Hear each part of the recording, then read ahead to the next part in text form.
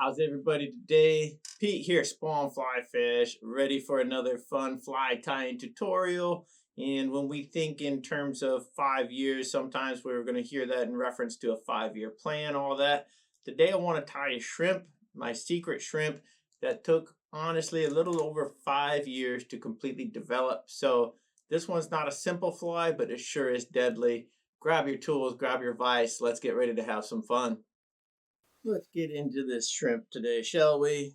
In the vise, we do have the Ahrex SA250, which is their shrimp hook. And this is the size 6.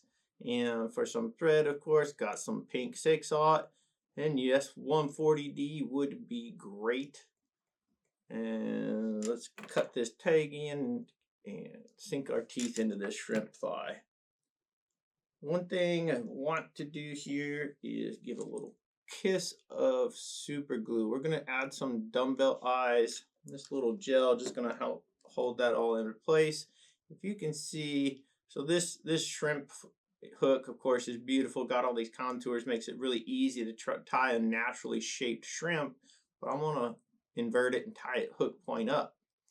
So I'm going to add the dumbbells on the bottom side of this shank, right in that little groove that they so conveniently made just for these eyes. Now I am coming slightly toward the hook eye from where that little divot is on that shank, but of course it's going to work just fine. One thing you do want to make sure is, there's a lot going on with this fly, and the last thing you need is to spend all this time tying a beautiful shrimp. You make a great cast and then you realize it's not sinking right, and maybe something happened a couple casts ago and you hit a rock or whatever it might be, and now your dumbbell eyes are no longer. Well, that fly is going to be tough to fish the right way if it's lost its weight that keels it and all that. So this is the due diligent part. Make sure these are tied in very well. Now let's get up toward the front and add our eyes, weighted eyes. We're about to add the other eyes. These are mono eyes from Hareline. This is the size large, pretty basic, very simple, and yet just for whatever reason really works for this pattern. And yes, I do tie shrimp with tabbed eyes and different things, but for whatever reason, I just like the way this one ties and fishes, and the OG version here of some mono eyes. So there you have it. This fly is now got the basis set for what will become our secret shrimp. And of course, it's pink season coming up here this year, so why not tie it in pink and have some shrimp flies ready for these pink salmon. So I'm going to start with a little hot spot sort of mentality here on the mouth, coming out of the mouth parts. Just got some spawn dub, this one UV Pesca hot pink, and get that tied right on top. All I've done is veil it over my thread, and at this point I do want to get in front of the eyes here, so a couple figure eights, all that good stuff, really solidify. And you can see it's a minimum amount of material there, and that's exactly what we're looking for. Nothing super crazy. We don't need a bunch going on. Just little hints of hotspot. That's usually all it takes. At this point, let's get some flash going. I've just got some Krystal flash in pearl. Got 5 strands. I'm going to veil that over the thread and then bring it right up on what will be the top side of the shank now, because we're going upside down. And same idea here, get that in front of those eyes. And that, it might seem a little odd for now, but as we get going it'll make more sense, especially toward the end of this fly. So I veiled over 5 pieces. If you want, you can really get picky here and go, well, now I've got 5 on this side, 5 on that side. Great. By all means, this is your fly that you're going to be tying, so make it yours. I like to be picky, so here we go. I'm just going to pull all that sort of under the vise now, get it out over the hook eye, if you will. But as far as this stuff, I'm just going to cut this now. I'm going just past wherever that dub happens to reach, and that's good enough. Nothing too crazy. At this point, I've got some pink bucktail, but I'm not going on the pink side. I'm going on the top. I want some of that brown that does not change very much when you dye. I want some of that brown to show through as far as more realistic antennae and all of that. I don't want solid pink throughout the whole thing, especially the same color of pink. That would honestly drive me a little nutty, just because I like contrast in those flies. Make certain things pop. That's the whole idea. So that's it. Very small amount, and I'm just going out past where that Krystal flash ends. I don't want, you know, a 6-inch antennae on a little 1.5-inch shrimp here. And I'm gonna go ahead and get that also tied out in front of those eyes. And once I've got that thread out of the way, I can come in with my bodkin now and just kind of lift everything, and it will somewhat split itself around that hook eye, and that's fantastic.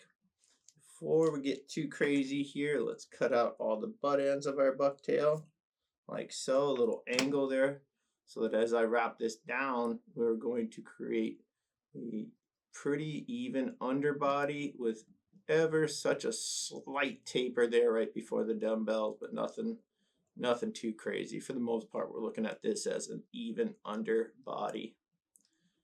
All right, so we've got a lot to do here as far as dubbing the body of this fly. And one thing you don't want to have happen is the head be smaller than the body on your shrimp. It just doesn't look right, especially in the finished fly. So I'm going to come in now with another spawn dub. This one's shrimp belly, and this is just a subtle light pink sort of tone here. And I'm going to now cover up all that good tie-in portion of the head here up front and give ourselves sort of a little head start, no pun intended. So now as we come back and dub this body, we've already got a little bit up in the front portion. So everything else now will create this subtle taper toward the back. Time for a rib to be tied in. I've got some Brassie sized copper wire here in fluorescent hot pink. Any pink would be great. Even some brown tones would be good. So don't get too hung up on the color of this rib. I've got access to all the colors, so of course I'm going to be able to match certain materials up a little easier than some might at home. Don't let that be a deterrent. Now for some legs that will palmer back. This is just some saddle hackle in a ginger variant. And I like this ginger tone because, again, much like the brown on top of that bucktail that we incorporated, this is going to give me just another little bit of contrast inside of an all pink fly. And that's a bonus to me. That fits with what we're trying to do here. So now we've got most of those front portion elements already tied in. What about some legs? I like where you're headed. So here we've got some Grizzly Flutter legs in hot pink. All I'm going to do is turn this guy upside down, veil these two legs, yes, 2 legs, over my thread. Now bring it up to the bottom side of our shank and let them separate naturally. I want these to be maintained on the bottom side of this fly, but not directly on the bottom. So I'll come toward your side, right? So that's now on the side, but underneath the main portion of the shank. And this will allow my legs to ride in a natural way once we finish this fly. That's it. We're not going to cut anything yet being the operative word there. And now for our shell, as when we get to that, I've got some thin skin here, one of my favorite materials. And this is fly specks, clear black fly specks. And as you can see, I did cut a crayon tip there, and I'm just going to lay that on the top of the shank, right between those dumbbell eyes. and be patient here. Little figure 8, and then I'm going to come in on the back side of that dumbbell. So now I am wrapping between the dumbbell and the hook eye, and then finish tying down that little tie-in section. Nothing to it. At this point, the rest is simply a dub noodle, but lots of dubbing. And the reason being, we want to get with a tight noodle here, nice and compact, very solidly wrapped. And the idea here is we don't want this to completely disappear. So if we tie it too thin, once this all gets wet, it's going to look like a shrimp needle, and it won't have much body. And for the most part, yes, shrimp are very small. At least the ones we're trying to mimic, they're not. This is not a dinner plate sort of prawn shrimp looking deal. Right? These things are pretty small. However, when their legs are flared and they're on the move and they're in a defensive position and all of that, they can look a little bit bigger, a little intimidating. And the way we're tying this, I assure you, it will sit in a defensive sort of position.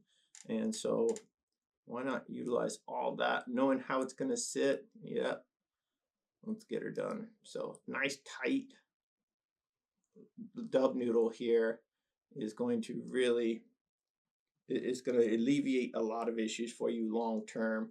Again, you don't want to get into tying something this intricate and this time consuming only to go, oh, if only I'd added a little bit more dub. I'm giving you the cheap neat notes here, whatever you want to call it. So after that, you tie it the way you want. Now, this is where it gets, if anything, a little bit goofy. So I want to make sure I've got dubbing coming through all these little elements that we tied in.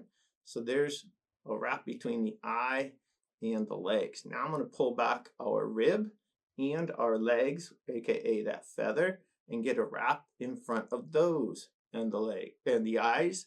And now I can start building, if you will, or layering enough of this dubbing to create a somewhat sizable head up here. And just take your time. Only thing you can do at this point is get in a hurry. That's the only thing that can mess this up. So take it from me. Take a deep breath. Maybe go get another cup of coffee. I'm okay with coffee. And just don't rush it. You got all the time in the world, right? And if you don't, man, you can simplify this. By all means, please do so.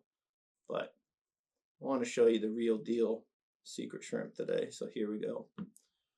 And you can see this is starting to get a little bit built up, and that's exactly what we want.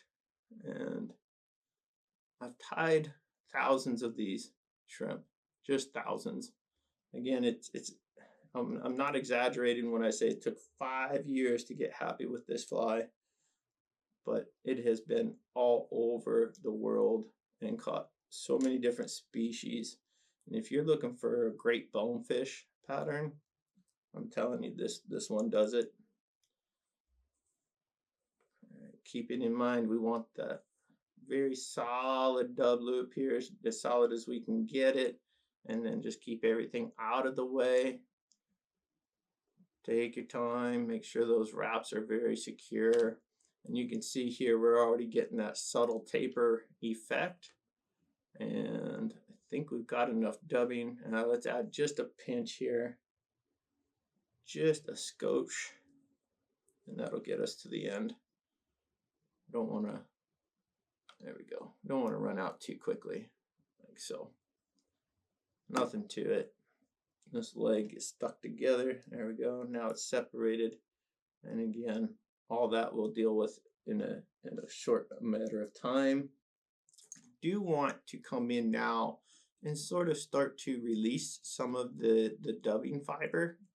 Not necessarily all of it, but just so that as I wrap this hackle now, we can wiggle and jiggle as we wrap, and it'll find its way inside some of these released fibers, and then we'll come through after that's wrapped and we'll release everything that had the potential to get trapped. So here's our first move here. One thing you want to be mindful of is where those legs sit, as in reference to that saddle. And so we're just going to come on the forward side of those first legs, and then behind my side, or my legs, if you will, on my side.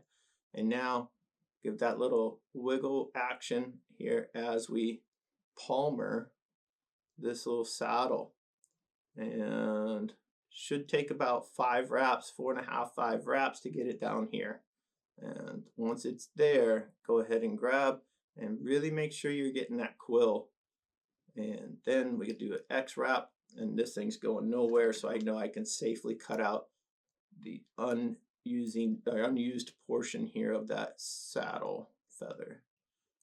This is where I like to get picky. I don't want these fibers to wait till the end to cut them out, just because it's at that point you're covering up the last bits of thread wrap, the last little thread neck or whatever.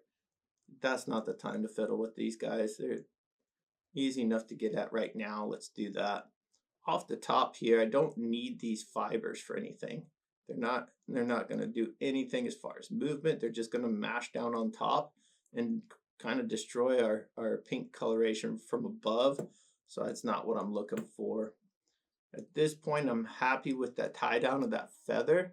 I do want to get the thread on the eye side, the hook eye side of that thin skin. Now at this point, I need that thin skin to split around the hook point. So I'm going to mark a spot where it will meet the hook shank down here above the eyes. And from there, I don't need necessarily all this extra at the top. Cut a very subtle, I hope you can see that, very, very subtle little angle crayon-ish tip. And then from there, just go ahead and cut a V down to that mark that we made with our bodkin. And this little portion that we create, that little V, we'll just pluck that right out. And now we can just bring this right on top now. So that's how it's going to sit until we get that rib involved here. So now for this rib, I just need to follow sort of either right behind the feather wrap or right in front of the feather wrap, but I don't want to go right on top of it. So again, just give a little wiggle jiggle of that wire as we wrap, and it will come right through all that good stuff without trapping a bunch of fibers and causing excess cleaning after we're done tying. This is, I think, a fun part here. Hopefully you can see some of this. That's a pretty bad reflection. I'm very sorry. But we're just going to create an X now on top, and then get that wire wrapped a couple times. Now I can safely catch the wire. Get that tied down with a bunch of thread wraps like so. As we turn this upside down yet one more time, now you see all this good stuff fits in the backside of underneath those dumbbells. And that's exactly what I want. I can cut that now. Use my thumbnail or the backside of my curved scissor to just jam that last bit of wire up against that eye. And now it's out of the way. Really tie that down. That sucker's going nowhere. We're already into a whip finish here, folks. Not too shabby. Trim that out. And now as far as these legs, I do want the legs to go just past where the bucktail ends there. A lot of movement from these legs. That's the key. And now I told you we'd come in with this brush. And this is, I think, where this whole deal comes to life. We're going to absolutely get in there, be aggressive, and think in terms of not only just releasing trap fibers, but then you can use your brush to sort of create these little angles, I suppose. And, think of it as, yep, now the fibers are loosened. And now to direct them, I want to come down from each side like so. If you still have trap fibers, I always put a lot of that excess dub up here in that head space by all means, get your bodkin out and really get aggressive with freeing some of those fibers above the eye and in front of the eye. And then you will have hopefully a continuous little fuzzy body sort of thing going on there. And there you have it. There is the secret shrimp in pink. That's hot. Let's get a little head cement on these thread wraps here and call this thing ready to go fishing. Again, not all designs are immediate and do exactly what you want to do. All the first iterations of this fly definitely caught fish, but not the way I was planning. I wanted it to be a vicious, put it in the water and then hold on tight, and that's where it is at this point. So I hope you guys enjoyed. I really enjoy being with you guys and tying these flies with you. So if you had fun, by all means, hit like, hit subscribe. We will see you all on the water.